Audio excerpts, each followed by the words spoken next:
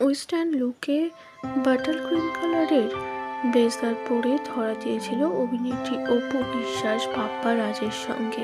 প্রবীণ অভিনেতার সাথে দেখা গেল অভিনেত্রী অপু বিশ্বাসকে লন্ডন অ্যাওয়ার্ড শোতে, যেখানে দাঁড়িয়ে কিছু কথা বলেছেন তিনি, যা মন্ত্রমুগ্ধ করেছে দর্শকের।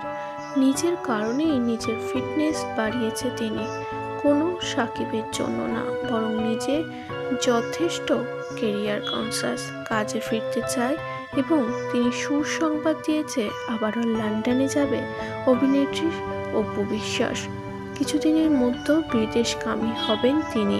সজলের সঙ্গে নতুন মুভিতে ভিন্নভাবে দেখা যাবে অভিনেত্রী অপু বিশ্বাসকে, যেভাবে অপুকে কখনো দেখেনি দর্শক।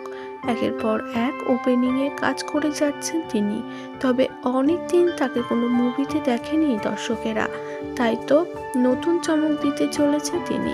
আমি ভেরি সুন আমার যে শুটিংটা স্টার্ট হবে দুর্বার, যেটাতে আমার কো আর্টিস্ট সজল ভাই আছেন এবং ফুয়াদ ভাই আমাদের ডিরেক্টর, এটা আমার মনে হয় ডিসেম্বরের শেষের দিকে আমার শুটিংটা স্টার্ট হবে।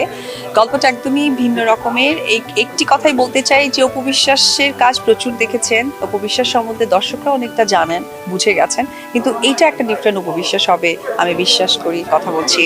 আর দেশের বাইরে যাচ্ছেন, মানে এই অ্যাওয়ার্ডের সাথে আপনার সম্পৃক্ততা কিছু শুনতে চাই। আচ্ছা, যেহেতু আমি একজন চলচ্চিত্র অভিনেত্রী, আমাকে ইনভাইট করেছে, আমি প্রোগ্রামে এসেছি। আসলে যাওয়া বা কিভাবে আমার প্রসেসটা হবে এই ব্যাপারে এই মুহূর্তে আমি অবগত নই। সো এটার জন্য আমার মনে হয় যে ডে বাই ডে আপনারাও জানতে পারবেন, আমিও জানতে পারবো। দিদি আপনি বলো। Very soon.